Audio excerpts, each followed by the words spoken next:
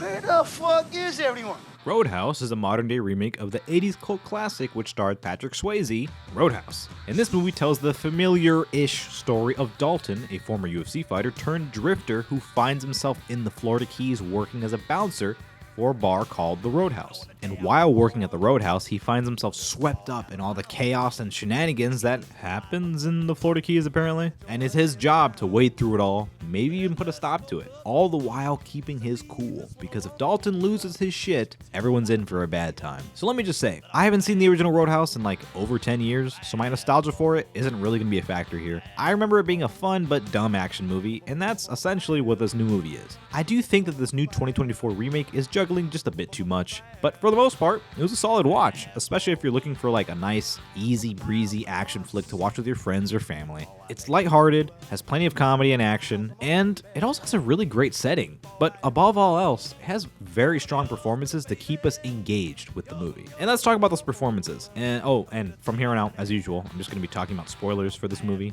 Nothing too crazy or too in-depth, but if you haven't seen it, just go watch it and come back. So, Jake Gyllenhaal as Dalton was awesome. He's like the quintessential badass. I mean, if you looked up what a badass was on Google, this fucking dude would show up. This movie really makes sure you know, like every 5 seconds, hitting you over the head with it, that this guy is the most badass to ever badass. And I can't even make it more redundant than that because that's just how the movie made me feel. But beyond Dalton's badassery, I thought he was just a fun character to watch for just, how he carried himself. He's like a one-man army type character who could probably kill Batman in a fist fight. I mean, this movie basically is just a giant ad for UFC. It makes UFC fighters seem like fucking superhuman. I guess they are, but it makes them seem like they could take over a fucking country if they wanted to. They're like the Winter Soldiers, basically. These guys, he could do it. They speak 30 languages, can hide in plain sight, infiltrate, assassinate, destabilize. They can take a whole country down in one night. You'd never see them coming.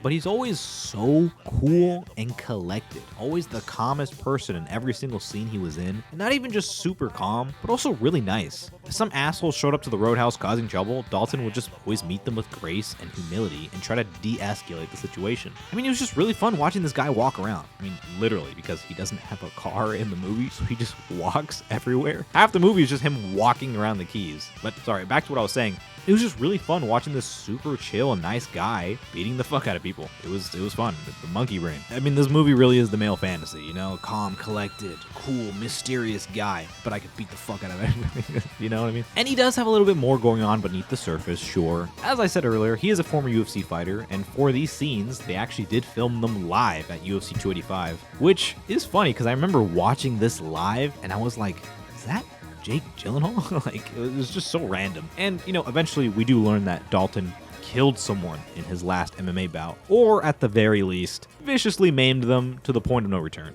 Like Batman, I guess. And because of this, we also learn that Dalton's reasoning for being so calm, cool, and collected is because if he loses his shit, he turns into a rage-fueled murder machine. So he's always working hard to stay cool. And of course, I mean, when you set something like that up, it's only a matter of time before Dalton does indeed lose his shit. And yes, he does. Sorry. Holy shit. Again, though, I thought that Jake Gyllenhaal did a great job leading this movie. I mean, Roadhouse lives and dies by his portrayal of Dalton. And I think he killed it. He was clearly having fun in the movie. I think everybody was. And I thought it was really fun watching him give tips as well to like the other bouncers at the Roadhouse. And he was just really convincing in the role altogether. He's no stranger to getting in shape for a role or doing action movies. And it only seems like he's getting better with them as time goes on. Beyond Jake Gyllenhaal, as is all the promotional material for this movie and the poster and the trailers and everything, is notorious Conor McGregor, which he actually says in the movie. The world's most notorious fighter, Dalton. Which is, a little on the nose, but it's fine, it's fun. I laughed. In fact, I laughed a lot at Conor's performance. I mentioned it in my hour-long video about the best, worst movies ever made, which, by the way, go watch that video. I loved it. It's my favorite video on this channel. But anyway, I say in that video that I'm a huge UFC fan. I love watching MMA, and while I don't really love Conor McGregor, especially as a person, there's no denying what he's done for the sport, and there's no denying his star power. And for his acting debut here, I thought he did pretty good. Hell, I thought he was actually like the scene stealer of the movie. Every time this fucking psycho walked onto the screen, I couldn't take my eyes off of him. He was just so fucking funny.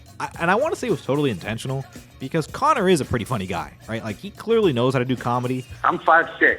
You're 5'4" at least. Three inches taller than me, buddy. 5'4" at least. You should stand up because we can barely Yeah. see you on the screen.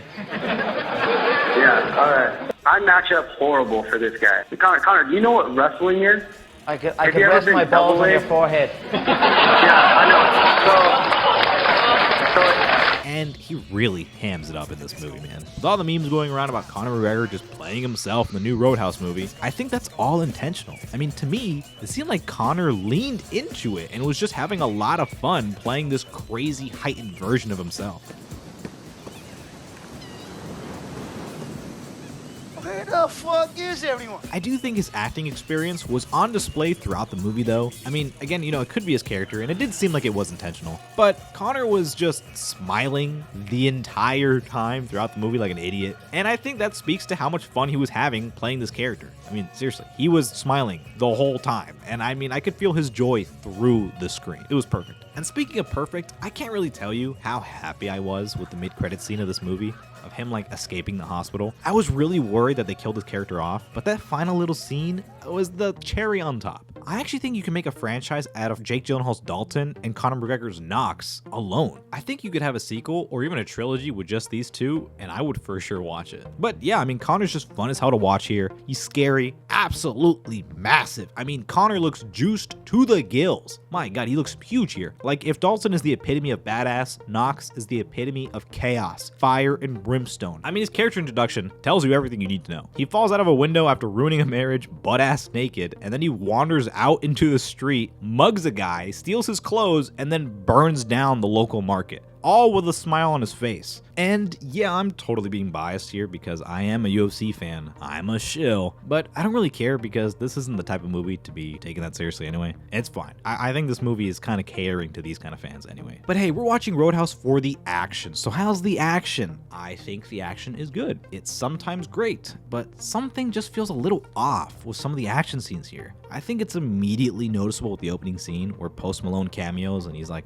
beating the shit out of everybody. Like, the punches just seem off. I can't really explain it. Beyond that, the camera work during the action scenes is pretty cool as well most of the time. But other times, it can get a little excessive. Like, the camera really does move a lot in this movie. And to some, it might be cool. Like, to me, it was. But I thought the wacky camera stuff was utilized just a bit too much. I think they could have toned it back just a little bit. But hey, if you're watching this movie for the action, you're gonna get it. The final act is batshit. You'll get what you came for. Don't worry about any of that. It's got a great final brawl with these two jacked, sweaty guys just beating the shit out of each other and destroying the Roadhouse. It's great. And lastly, for the positives, I thought the location and setting of the movie was fantastic. I mean, I love the Florida Keys. I go there at least once a year. My girlfriend actually grew up and lived in the Keys for many years, so watching this movie with her was really nice. I mean, she was really happy watching it. She got particularly excited about the old bridge with the tree growing out of it and this little bait and tackle shop that's actually in the movie a lot. I've been to the shop with her and we've actually taken a picture at this exact place, so it was kind of funny seeing it recreated for this movie.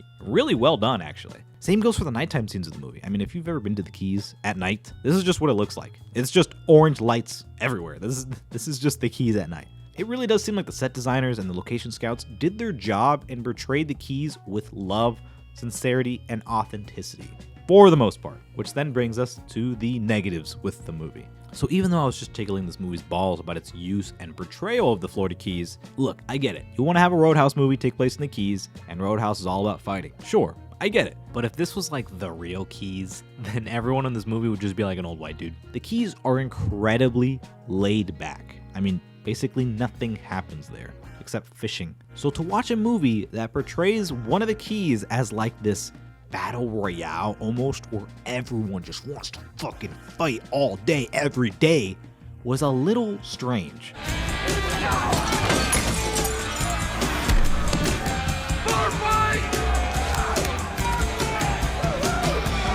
I'm not knocking the movie too much for that though. I mean, it made for a fun experience, but maybe it could have been better if we saw some old dudes throw down. I'm just saying. That's normal movie stuff. Whatever, that's not a big deal. What I am gonna knock the movie for though is the villain and the love interest. So without going too much into it, because frankly, I don't really give a shit about it, Dalton gets a love interest who's got ties to the police, and like none of that worked for me at all. I didn't buy the romance, the police stuff sucked, and really, this crap just felt like it was unnecessarily eating away at the runtime. I think if you got rid of this romantic subplot and the involvement of the police, I think the movie wouldn't really change at all. Sorry, I shouldn't say that. I should actually say it would change for the better. Yeah, this movie would just be better if the shit wasn't in it. They established that the cops don't do shit in the Keys and that the Roadhouse needs help from the outside, which is why they even hire Dalton, and that's fine. Just leave it at that. The movie has this whole bullshit about the cops being corrupt and working with the mob, but like, it's just weak, man. It's weak, it's bad. It's probably the worst part of the movie. I really would have liked, instead of this romantic subplot and all this other crap, I would have liked to see Dalton's relationship with Frankie explored a little bit more and their friendship. I don't know. I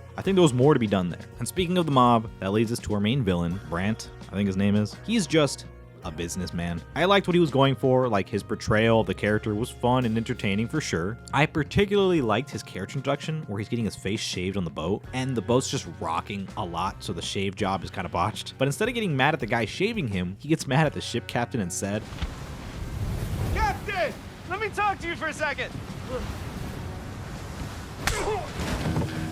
I don't know, that was kind of funny. But yeah, I thought his acting was fine. It was just his motivations were weak, like really weak. He just wants to tear down the Roadhouse so he can build a fucking Atlantis resort looking thing on top of it. And that's it. That's literally it. And because of his motivations being so lame, it kind of ruins some of the tension of the final act. Because again, the final act is really fun and a lot of wacky shit happens. And that's all fine and dandy. It's just as to why all the wacky shit happens is weak for me. And that's really it. Those are my thoughts for 2024's Roadhouse. It's a fun, campy, schlocky ride fueled with ridiculous action set pieces like boat jousting, people getting eaten by crocodiles, driving boats into buildings, and Conor McGregor eating sandwiches. Thank you, God.